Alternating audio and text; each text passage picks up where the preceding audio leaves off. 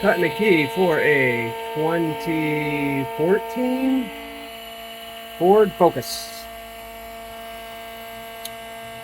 This is the first ever high security key machine I've had. And I mean, it sounds terrible with the key sticking out that far. So I don't really know when I should change the cutter. Listen to that.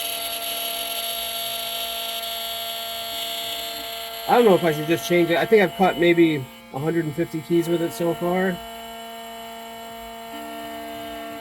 I think I'm just going to change the cutter proactively. I have a bunch of them.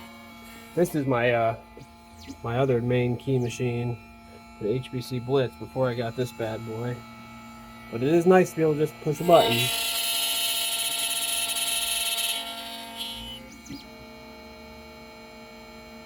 63%.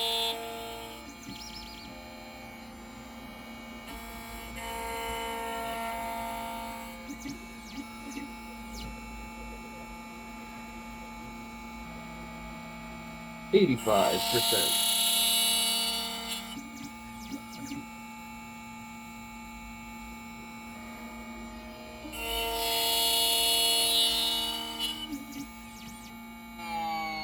We are done. Cool. Let's see if it works.